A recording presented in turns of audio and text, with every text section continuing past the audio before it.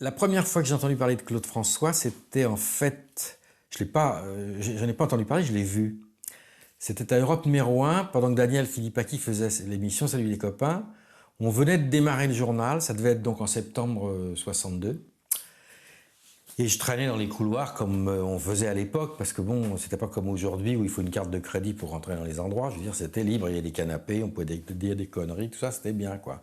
Donc j'étais là, Daniel faisait l'émission et je me souviendrai toute ma vie, j'ai vu au bout du couloir ce jeune mec blond, tout seul, avec un disque à la main, avec un simple, enfin un souple d'ailleurs, je crois.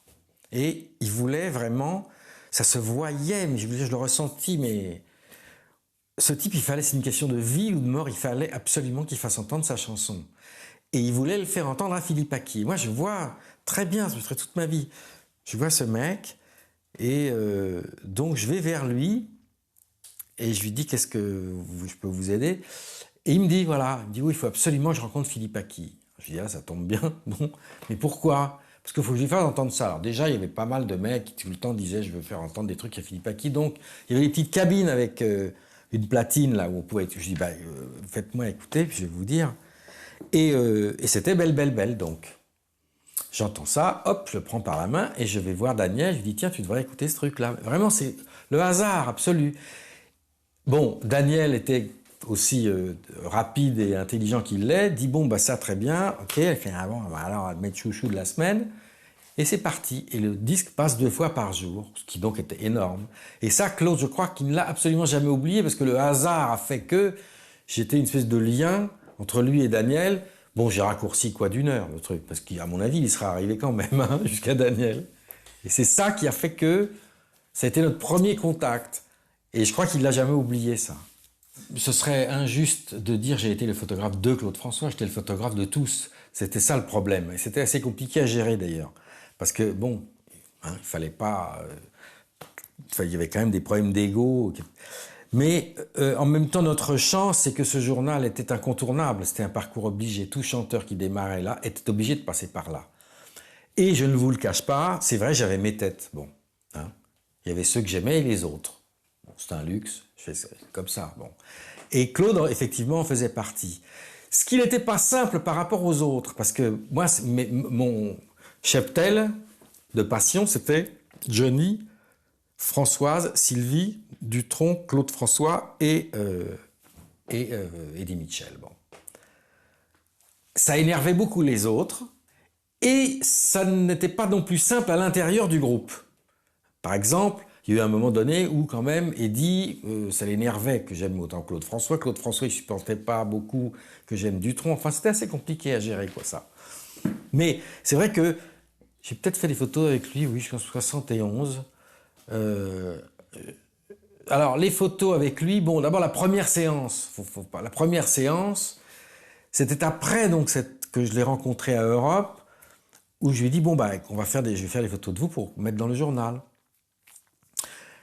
Et il me dit, bon, bah, alors allons chez moi pour m'habiller, quoi. Donc, alors, j'arrive à l'hôtel Magda rue Troyon, il était là-haut, sous les toits, là, on entendait des femmes légères à droite à gauche, c'était assez spécial comme hôtel, hein. C'était un hôtel de petite vie, je dirais, et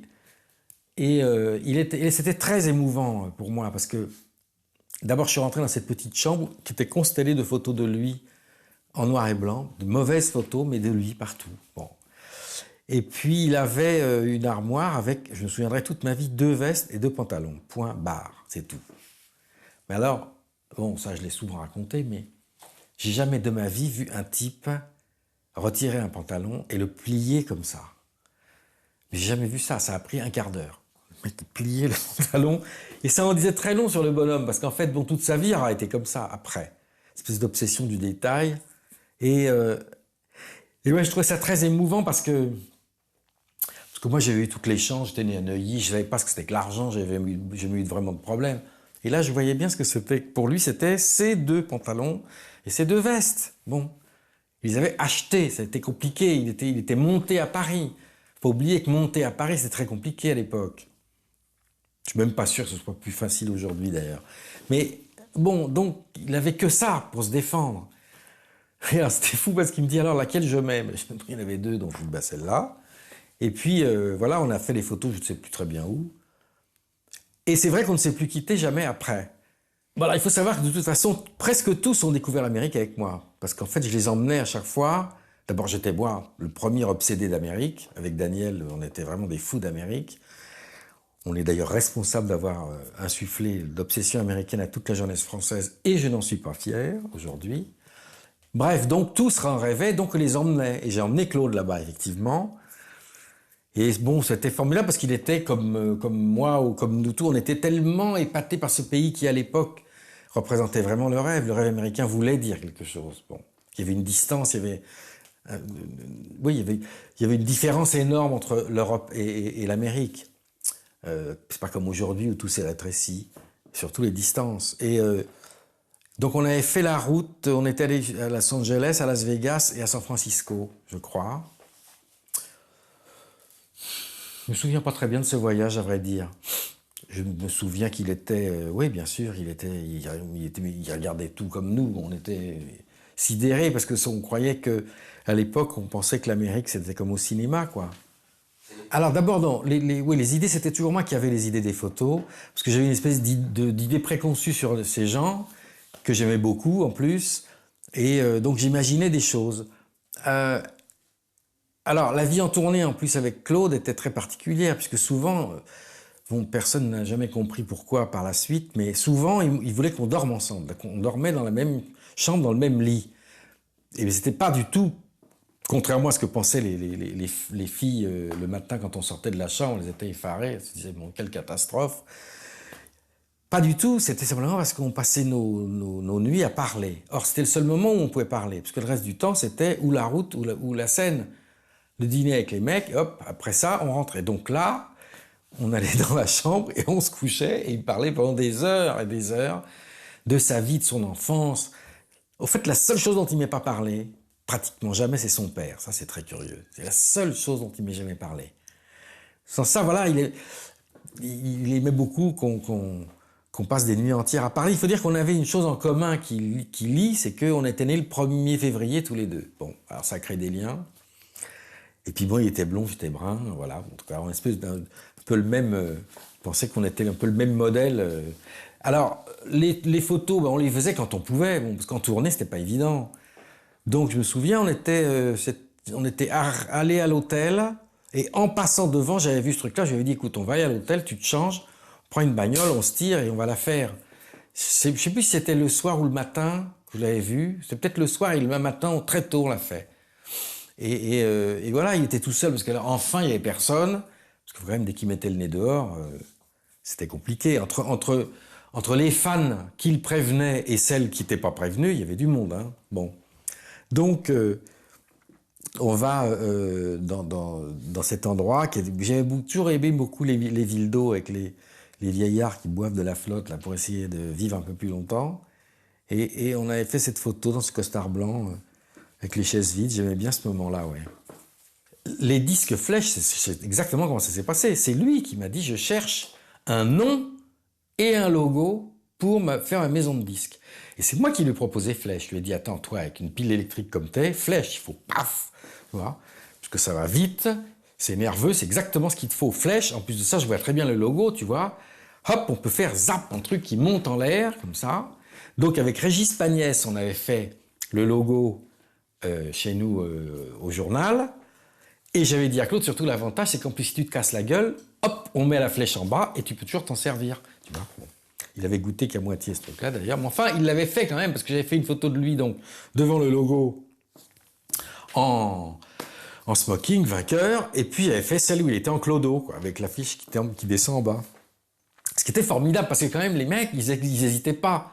Hein, aujourd'hui, je ne vois pas un type faire ça. Je ne vois pas un chanteur aujourd'hui, avec tous les connards autour qui sont là, les conseillers en communication et autres crétins de maison de disques, il n'y en a pas un qui accepterait de faire un truc qui pourrait éventuellement faire penser qu'il risque de se casser la gueule. Là, il l'a fait tout de suite, ça c'était formidable. Mademoiselle Achetante, c'était donc la sœur de Salut les copains, que Daniel avait créée et qu'il avait donnée à ma sœur Anne-Marie, qui en était donc la rédactrice en chef. Alors évidemment, Claude était souvent dans ce journal-là, parce qu'il était quand même très très aimé des filles. Donc on se voyait beaucoup avec Anne-Marie, il aimait beaucoup Anne-Marie. Ça m'amuse beaucoup d'ailleurs l'idée que, voilà, s'il savait qu'elle allait épouser Michel Sardou, je crois qu'il serait fou de rage. Et je me souviens des séances qu'on faisait pour Alma, parce qu'on en faisait dans la même journée, c'est ça qui est fou. Je faisais une séance avec lui, on faisait pour Salut les copains, et après on faisait une séance pour Mademoiselle l'âge tendre. Alors on changeait juste les éclairages, le costard, et hop, ça roulait. Je n'étais pas tellement fan des chansons de Claude François, moi. Alors évidemment, c'était un grand différent entre nous, parce qu'on se le disait, on se disait la vérité. Bon, on se rejoignait sur Frank Sinatra, voilà, ça. Dès qu'on avait dit Sinatra, on était peinard, la soirée était sauvée.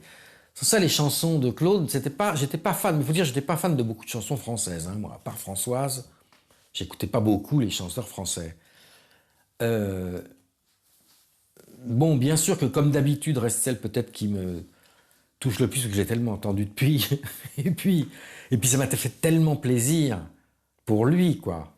Quand ça a été repris par tout le monde, par Sinatra. Que ça soit repris par Sinatra, mais pour lui, c'était une victoire extraordinaire. Parce que je me souviens très bien quand il m'avait raconté quand il était batteur chez Frosio à Monte-Carlo, et qu'un jour Sinatra est venu, et que donc c'était pour la première fois de sa vie, il allait voir Sinatra. Le mec, c'était son obsession. Et que l'autre a fait mettre des gardes du corps partout, fermer la salle, et il n'a pas pu le voir. Bon, donc pour lui, se retrouver tout à coup, je me souviens déjà à Las Vegas, quand on y était, et qu'il y avait les affiches de Sinatra qui passaient à côté, il était dans un état de bonheur absolu d'être là. Bon, et quand il a su que Sinatra enregistrait cette chanson, c'était un moment formidable. S'il y a une chose dont je me souviens à Las Vegas, c'est quand on est allé voir Lynn Renaud, tous les deux. On n'est pas allé la voir chanter, parce que bon, c'était pas notre truc, mais on est allé la voir parce qu'elle était très sympa, cette femme. D'ailleurs, elle l'est toujours, d'ailleurs. Et on avait été la voir en coulisses.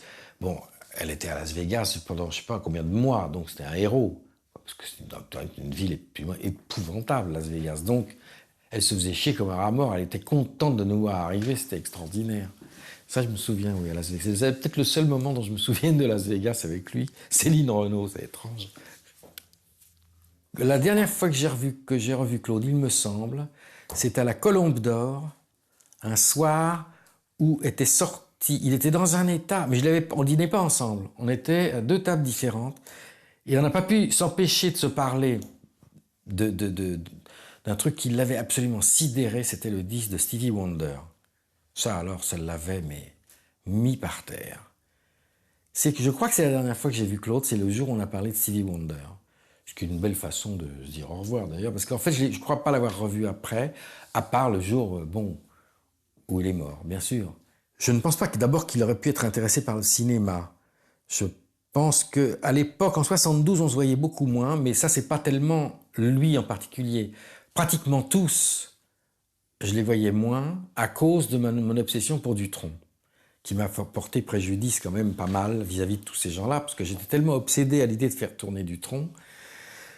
Et Jacques était devenu très, très important, je le trouvais, il en énervait pas mal, Jacques, il faut bien le dire. Je crois que Claude était un peu énervé de ma tendresse pour Jacques, donc on s'est un peu moins vu sur la fin. Je ne pense pas que Claude aurait été intéressé par le cinéma, je pense ou alors il aurait fait de la production. Je pense, d'ailleurs, j'ai souvent pensé que je suis très très content pour lui qu'il soit mort. Parce que j'imagine très mal, Claude François aujourd'hui, je crois qu'il serait pas heureux du tout, quoi. Il serait producteur de télé-réalité, il aurait une chaîne à lui, mais il serait pas heureux du tout, parce qu'en fait ce qu'il aimait c'était quand même être sur scène. Bon, il n'y a pas beaucoup quand même qui réussissent à être encore sur scène. Avec ce qu'il faisait lui sur scène, il pourrait pas le faire aujourd'hui. Donc se voir ralenti, je crois qu'il n'aurait pas aimé ça. Non, je suis très content pour lui. Puis, en plus, il faut savoir mourir à temps. Hein. Bon, c'est très bien.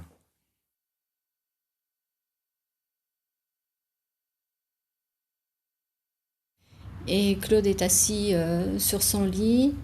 Je m'active dans le couloir à vider mes valises. Et il a été absent 3 jours de Paris, donc il épluche son courrier, il regarde les magazines et il dicte ses notes de service. Et en fait, il y a un échange, un regard à un moment donné